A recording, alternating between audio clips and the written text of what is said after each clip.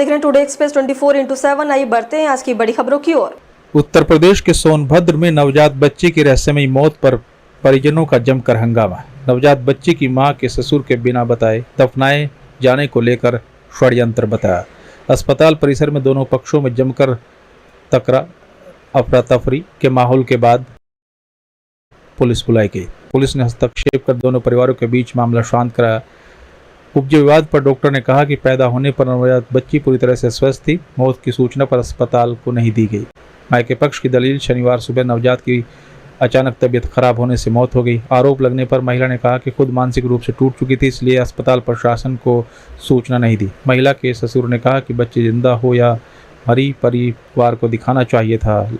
लगातार मां का पक्ष की गलत बयानबाजी से मामला संदिग्ध नजर आ रहा है। मां का पक्ष द्वारा बताए गए स्थान पर सर्च किया गया, लेकिन बच्ची के दफनाने का कोई सुराग नहीं मिला। मामले को लेकर पुलिस जांच में जुटी है। महिला थी जिनकी डिलीवरी हुई है 25 तारीख को शाम में 8:55 पे और बच्चा स्वस्थ जीवित पैदा हुआ है, जिसको हैंडओवर किया गया था। और पारिवारिक मामले के चलते बच्चे को लड़की की मां ने उसको कहीं ले गई या क्या किया ये बताना मुश्किल है उसके स्टेटमेंट के हिसाब से। बाकी हमारे हॉस्पिटल के रिकॉर्ड से सब कुछ ठीक है। बच्चे को हैंडओवर जीवित किया गया था। जब हम आए तो लड़का आगे कहा कि ये तुम बताओ, हम ले जाएंगे बाड़ी इसका, नहीं बता रहे हैं। कब आप आए हैं? अब सुबह आए हैं। अच्छा, और घरे वाला यहाँ से गई है तब बताइए ऐसा ऐसा काम, तब आए हैं अभी। नहीं, वो महिला बता रही है कि जब मेरा डिलीवरी था तो हमारे घर से यानी हमारे ससुराल पद से कोई भी व्यक्ति नहीं आया, यहाँ तक मेरा पति तक नहीं आया था। तो ये शुक्रवार को हुआ था। पति तो यहाँ बम्बई में गाड़ी चला रहा था, तो शुक्रवार को हुआ था, अभी तक क्यों नहीं आया? घरे वाला आए थे ना, शुक्रवार के घरे वाला पैदा हुआ था, एक बाद गई घर, एक बाद फिर यहाँ से शाम की आई है। यहाँ खोज रहे लड़के की नाती हमारा कहा कि बताना है कि मर गई, कहाँ मरी बताओ, उसके बाद ही हमारे को हम ले जाएंगे।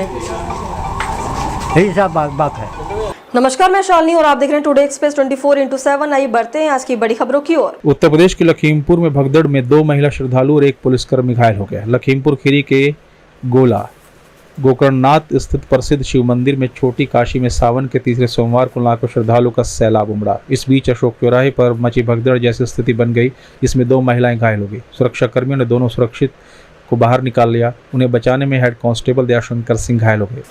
गोकर्णनाथ कोतवाली प्रभारी निरीक्षक अंबर सिंह ने बताया कि भीड़ बेकाबू हो गई थी, लेकिन पुलिस कर्मियों ने तत्काल हालात को काबू किया।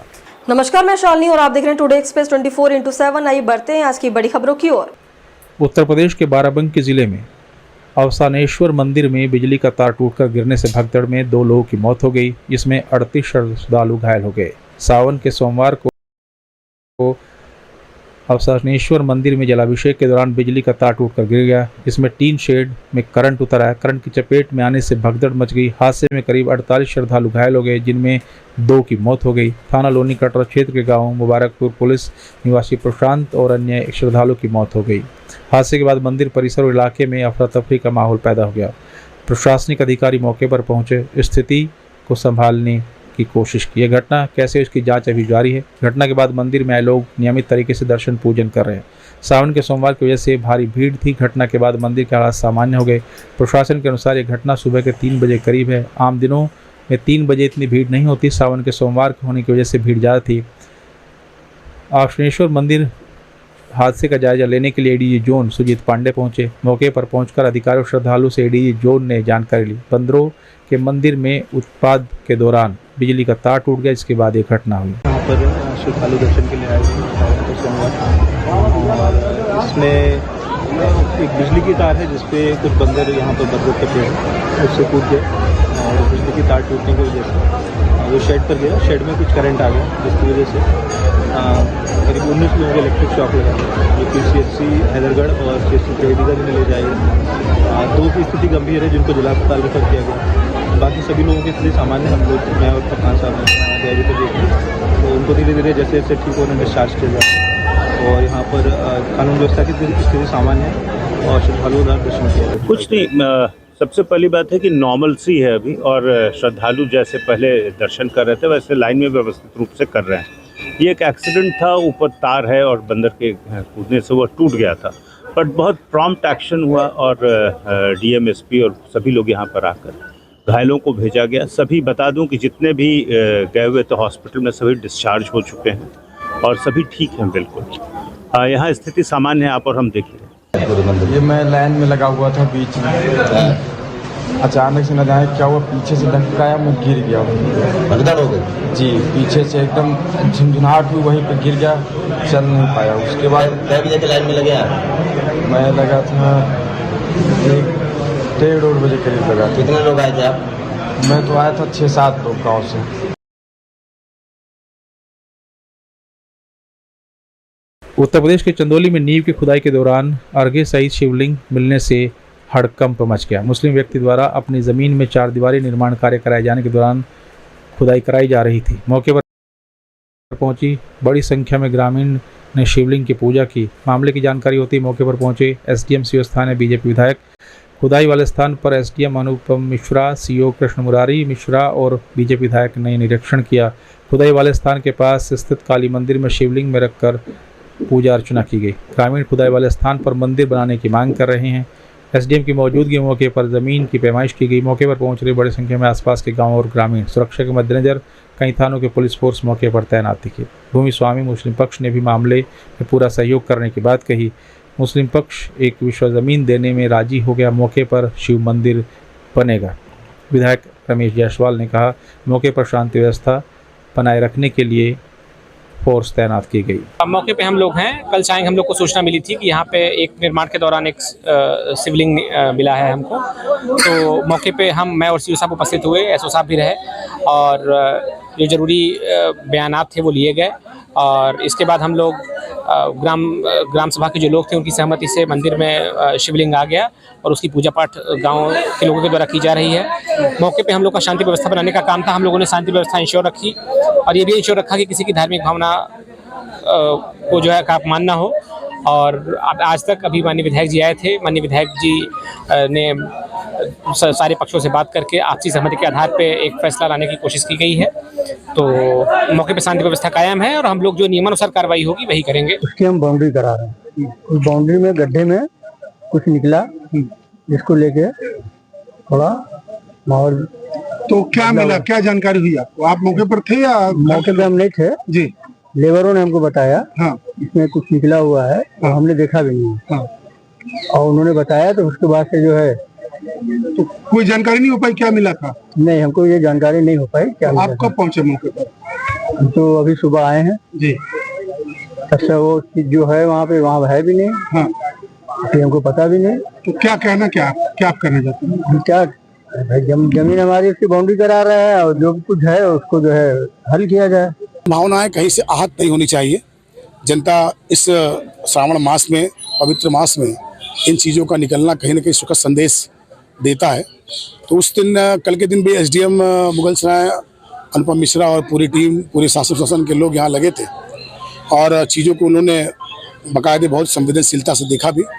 और आज फिर सुबह मैंने जिलाधिकारी से मैंने बात किया और कहा कि जन भावनाएं, हिंदू भावनाएं और सारे समाज की भावनाओं को कोई ठेस नहीं पहुंचना चाहिए। जो न्याय होना चाहिए। उसी कड़ी में मैं आज मौके पे पहुंचा था। मौके पे मैंने देखा कि वो ज़मीन पर सकलेन जी खड़े हैं। सकलेन से मेरा पुराने संबंध भी हैं, मित्र मेरे हैं। और उन्होंने भी ये देखा और मैंने वो देखा कि वास्तव में जहाँ से अर्घा निकला था वो बहुत ही नीचे का हिस्सा था। तो लोगों की भावनाएं भी थी और कहीं ना कहीं मेरे मन में ये भाव था।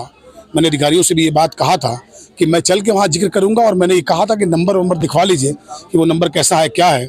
एसडीएम ने भी कहा कि मैं उसकी पूरी पैमाइश करा लेता हूँ। तो मौके पे आने के बाद मैंने इस बात का आग्रह भी किया कि यदि उतना ज़मीन, जो जन भावनाएं, हिंदू समाज की जन भावनाएं हैं, उस भावनाओं के अनुकूल अगर आपको लगता है तो आप इस ज़मीन का विक्रय भी कर दीजिए। उसका पूरा पैसा मैं दूंगा और वो वहाँ पे अच्छे से, जहाँ पे भगवान के उस अर्घे का उदय हुआ है, वहाँ एक सुंदर मंदिर का निर्माण भी करा दिया जाएगा। हम लोग कॉलम खड़ा कर रहे थे, करीब 5 मजदूर और एक मिस्त्री हम थे, ठेकेदार थे हमारे। और एक खुदाई तो लमसम सर 10-15 दिन पहले का ही हुआ था। हम लोग भी खुदाई के समय थे, लेकिन ऐसी कोई बात नहीं, वहाँ कुछ नहीं मिला। लेकिन कल जब पिलर खड़ा हम लोग कर रहे थे, बारिश की वजह से हो सकता है जेसीबी कितना नीचे से खनी कैसे खनी, तो जेसीबी एक तरफ कर दी थी उनको। उसके बाद जब हम लोग रस्सी उस्सी बांधने के लिए देखने लगे तो हमको वो पत्थर जो मिला, उस पत्थर को हम निकाले तो वो शिवलिंग था सर। अच्छा, वो मिट्टी के मलबे में था? या सर, हाँ या सर, मिट्टी के मलबे में था। और उसको निकाले हम लोग, विधिवत साफ सफाई भी किए, प्रभु हैं। साफ सफाई करने के बाद यहाँ के 2-3 लड़के गए और वहाँ से लेकर आए, यहाँ धुला उला कर फिर ले जाकर के सर वहाँ रख दिए। क्या आपकी भी कोई, अब चूंकि हिंदू धर्म को मानते तो क्या आप क्या मांगते? बिल्कुल सर, देखिए अब हम ये क्या, जनता जो मांगती है, अब जनता को मांगो आप लोग हैं। वो हिंदू और लोग का कोटि है, लेकिन मुगल साम्राज्य में अतिक्रमण द्वारा उसको हथिया लिए गए। तो वहाँ पे चरदीवारी का कार्य हो रहा था, तो खुदाई के वक्त पिलर देने के लिए उसमें से शिवलिंग प्राप्त हुआ, जिसमें दोपहर में हम लोग को बताया गया मिस्त्री मजदूरों के द्वारा। तो हम लोग वहाँ भारी से भारी संख्या में पहुँचे लड़के लोग, और उनको वहाँ पे रखें धो पोछ करके, और फिर उसके बाद सभी लोग इकट्ठा हुए। मौके पर गए तो क्या देखा आपने? मौके पर हम गए तो देखे वहाँ पे शिवलिंग जी, जो शिवलिंग जो थे, और नीचे फर्श वर्श जैसा भी था, और बड़े बड़े ईंटें थे, पत्थरे थे, बहुत सा चीज प्राप्त हुआ है हम लोग को वहाँ पे। और हमारा प्रशासन से यही मांग है कि वहाँ पे और भी चीजें मिल सकती हैं, और उसकी उचित कार्यवाही किया जाए और जाँच करवाया जाए। खुदाई का मांग कर रहा हूँ? हाँ, हम खुदाई का मांग कर रहे हैं। पूरा हमारा गाँव जो है वो खुदाई का मांग कर रहा है। हम लोग गए वहाँ पर तो शिव जी का जो है प्रतिमा था। उसके बाद हम लोग उसे धोए हुए हैं, और धोकर फिर यहाँ पर लाए, फिर वहाँ पर ले जाकर रखे गए और प्रशासन को अवगत कराया गया। और उसके बाद सर जो कोर्ट है वो हम लोगों की थी, पहले वो कोर्ट हिंदुओं की थी, लेकिन वो जो मुगल साम्राज्य है तो वो लोग कोर्ट को जो है हड़प लिए।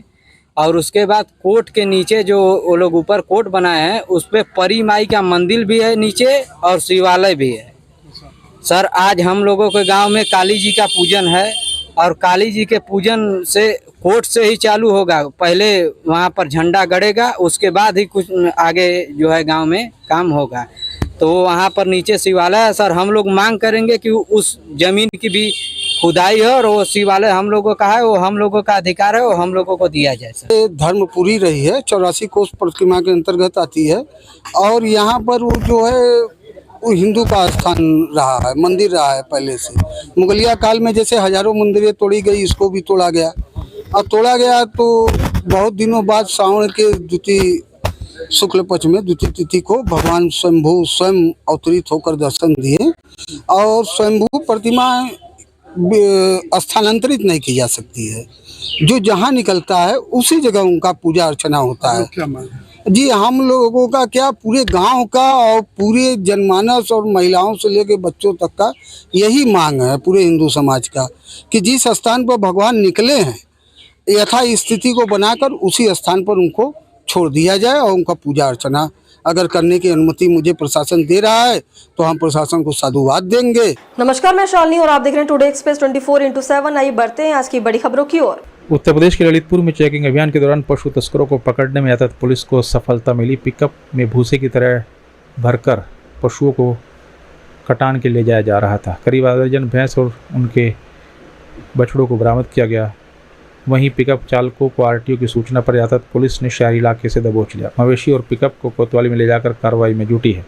सदर कोतवाली क्षेत्र के शहरी इलाके जेल चौराहे के पास ये पशु तस्कर पकड़े गए। नमस्कार, मैं शालिनी और आप देख रहे हैं टुडे एक्सप्रेस 24/7। आइए बढ़ते हैं आज की बड़ी खबरों की ओर। उत्तर प्रदेश के ललितपुर में LUCC चिटफंड घोटाले में ठगी का शिकार हुए एजेंटों ने कलेक्ट्रेट चौराहे पर धरना प्रदर्शन किया। कंपनी में जमा धन को जल्द से जल्द वापस दिलाने की मांग की गई। कलेक्ट्रेट परिसर में भी करीब 2 घंटे तक धरना देकर जमकर नारेबाजी की। प्रधानमंत्री और मुख्यमंत्री को संबोधित कर जिलाधिकारी कार्यालय में ज्ञापन देकर मामले में कार्रवाई करते हुए जमा धन दिलाने की मांग उठाई गई। समस्या ये है कि 1 वर्ष से कार्रवाई चल रही है कोर्ट में बर्ड्स एक्ट के तहत। पिछले 1 वर्ष से कोर्ट में बर्ड्स एक्ट के तहत कार्रवाई। किस मामले में? LUCC घोटाले मामले में। तो क्या हुआ, अभी पिछली सुनवाई पे ADG प्रथम ने जो बर्ड्स एक्ट था उसे निकाल लिया, ये बोल के कि आपकी सोसाइटी लीगल है, कंपनी लीगल है, स्कीम्स लीगल है। यदि सब चीज़ें लीगल है तो 1 साल का सोसाइटी 2 मंथ में फिर भुगतान भी होना चाहिए ना, जब सब चीज़ें लीगल है। तो हमारी यही मांग है, इस घोटाले में सीबीआई या तो दूसरी मांग है कि बर्ड्स एक्ट लागू किया जाए। यदि बर्ड्स एक्ट लागू नहीं होगा तो इन लोगों का, गरीबों का लाखों करोड़ों का पैसा कैसे मिलेगा, आप बताइए। जो LECG का प्रकरण जो पिछले 1 साल से चल रहा है, उस संबंध में यहाँ DM के यहाँ ज्ञापन देने आए हैं। और अभी जो कुछ दिन पहले जो ADJ प्रथम जो न्यायाधीश थे, उन्होंने बर्ड्स एक्ट को खारिज कर दिया है और कहा है कि हमारी सोसाइटी लीगल है, हमारे सारे दस्तावेज लीगल हैं। जब हमारी सोसाइटी लीगल है तो फिर ये ब्रांचें बंद करके क्यों रखी हुई हैं? हम लोगों को अपना पैसा क्यों नहीं दिया जा रहा है? और जो दोषी हैं उन्हें आपने रिहा कर दिया है इस कानून के तहत, तो फिर हम लोगों का पैसा आखिर गया कहाँ है?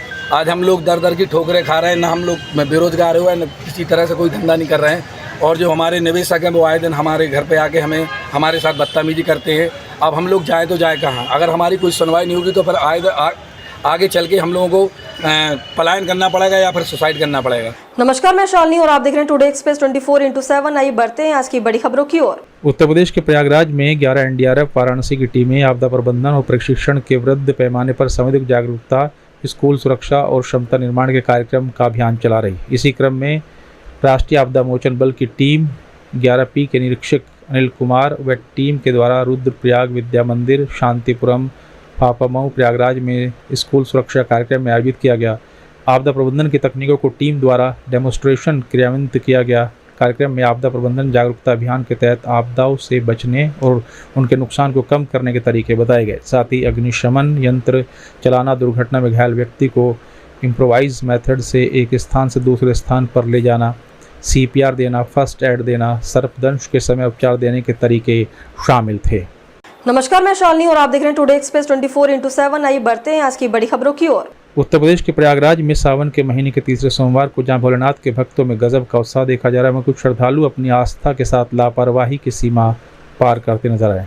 घोरपुर क्षेत्र के सामने एक वीडियो में देखा गया कि कई कावड़िए एक छोटे से ऑटो रिक्शा की छतों और किनारों पर लटकते हुए यात्रा कर रहे हैं। बता दें कि ऑटो में सामान्यतः 8 से 10 सवारी के लिए होता है, लेकिन वायरल वीडियो में इसमें 20 से ज़्यादा कावड़िए बैठे नजर आए। कुछ लोग छत पर बैठे तो कुछ लटकते हुए सफर कर रहे थे। नमस्कार, मैं शालिनी और आप देख रहे हैं टुडे एक्सप्रेस 24/7। आइए बढ़ते हैं आज की बड़ी खबरों की ओर। उत्तर प्रदेश के ललितपुर में तेज रफ्तार कार अनियंत्रित होकर पुल के नीचे नाले में जा गिरी। स्थानीय लोगों की मदद से घायलों को अस्पताल भेजा गया। वीडियो सोशल मीडिया पर वायरल हो रहा है। घटना की सूचना पुलिस को दी गई। स्थानीय लोगों की मदद से कार को नाले से बाहर निकाला गया। कोतवाली मेहरोनी क्षेत्र के तहत ग्राम चिल्ला और खितवांस के बीच की घटना है। नमस्कार, मैं शालिनी और आप देख रहे हैं टुडे एक्सप्रेस 24/7। आइए बढ़ते हैं आज की बड़ी खबरों की ओर। उत्तर प्रदेश के सोनभद्र में बांध के कैचमेंट एरिया में जबरदस्त बारिश से बांध के जलस्तर में भारी वृद्धि देखी गई। 24 वर्षों के बाद जुलाई में बांध का फाटक खोलना पड़ा। 7 नवंबर गेट को 5 फीट खोलकर 4050 क्यूसेक पानी की निकासी की गई। 4 टरबाइन चलाकर विद्युत उत्पादन कर 12240 क्यूसेक पानी की निकासी की गई। जलस्तर 868 फीट पार करते ही बांध का फाटक खोला गया। जल विद्युत उत्पादन निगम के अधिकारी द्वारा बांध के जलस्तर पर लगातार पैनी नजर रखी जा रही है। नमस्कार, मैं शालिनी और आप देख रहे हैं टुडे एक्सप्रेस 24/7। आइए बढ़ते हैं आज की बड़ी खबरों की ओर। उत्तर प्रदेश के सोनभद्र में सड़कों को गड्ढा मुक्त कराने के लिए अनोखा प्रदर्शन किया गया। सड़कों पर बने पानी से भरे गड्ढों में लेटकर प्रदर्शन किया गया। सपा कार्यकर्ताओं ने जमकर प्रदर्शन किया और नारेबाजी की। प्रदर्शन में सपा के जिला सचिव प्रमोद यादव समेत दर्जनों कार्यकर्ता शामिल हुए। रॉबर्ट्सगंज में फ्लाईओवर की सर्विस लाइन पर सपा कार्यकर्ताओं ने प्रदर्शन किया। देखिए, एक तरफ प्रदेश की भाजपा सरकार जर्जर सड़कों को लेकर, गड्ढा युक्त सड़कों को लेकर बड़ी बड़ी बातें करती है और कहती है कि अरबों रुपए खर्च करके हमने गड्ढा युक्त सड़कों को गड्ढा मुक्त किया है। लेकिन आज आप उदाहरण के रूप में देखें तो इस गड्ढे में हम लोगों ने लेटकर ये प्रदेश की भाजपा सरकार को आईना दिखाने का काम किए हैं। ये किस तरीके का गड्ढा है। अरबों रुपए का धन का बंदर बाट किया गया है इस सरकार में। ये सोनभद्र हमारा पिछड़ा इलाका आता है।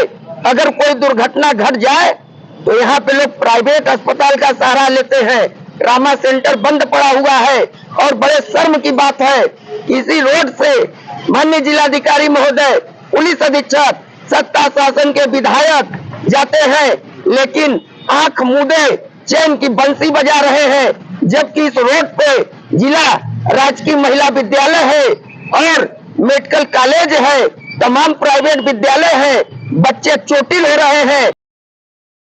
इसी रोड से प्रभारी मंत्री जी जाते हैं, लेकिन यहाँ पे आके केवल खनन का बात करके और खनन से थैला उठाकर माल उठाकर चले जाते हैं, लेकिन जनता से इनका कोई लेना देना नहीं है।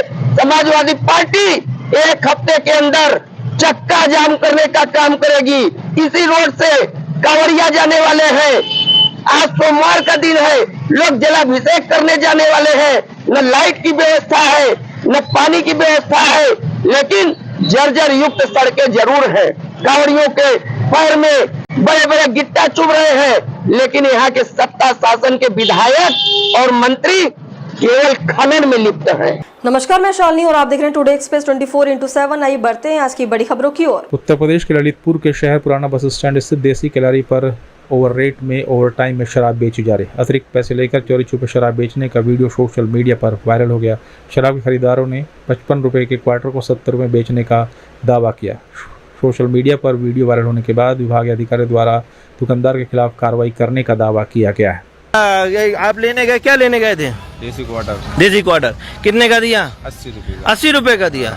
और इसके वैसे मिलता है 10 बजे के बाद कितने का मिलता है? 55 रुपए का मिलता है। नमस्कार, मैं शालिनी और आप देख रहे हैं टुडे एक्सप्रेस 24/7। आइए बढ़ते हैं आज की बड़ी खबरों की ओर। उत्तर प्रदेश के रामपुर में पुलिस उप महानिरीक्षक ने ड्रोन संचालकों को दिशा निर्देश दिए। जनसामान्य और मीडिया के माध्यम से संज्ञान में आया कि रामपुर के शहरी और ग्रामीण क्षेत्रों में रात में ड्रोन उड़ाने और ड्रोन के माध्यम से ग्रामीण क्षेत्रों में जासूसी कर दहशत फैलाने और चोरी घटनाओं को अंजाम दिया जा रहा है, जिसके कारण अन्य जनपद मुरादाबाद, अमरोहा, बिजनौर, रामपुर जनपद रामपुर के शहरी और क्षेत्रीय इलाकों में शांति व्यवस्था भंग होने की प्रबल संभावना बनी है। इस कयास पर जल्द अंकुश लगाए जाने के लिए कार्रवाई की गई है। दरअसल जिन व्यक्तियों के पास ड्रोन है उन्हें अपने अपने ड्रोन और अपनी व्यक्तिगत सूचना आधार कार्ड सहित संबंधित थाने में 3 दिन के अंदर दर्ज करानी होगी।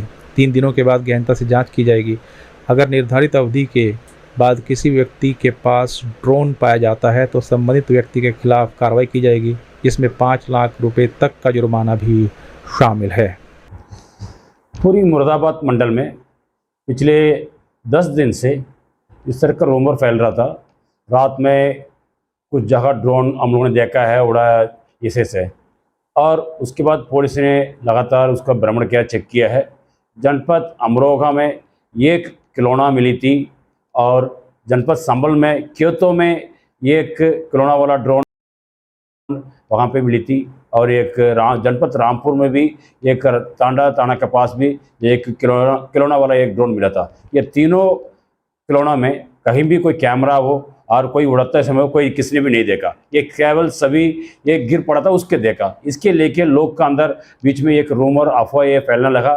हमने देखा यार रात में लोग ड्रोन दिखाई पड़ती है, इस तरह का चीज़ कई जगह से अफवाह फैलाना पड़ा, दिखाई पड़ा हर जगह।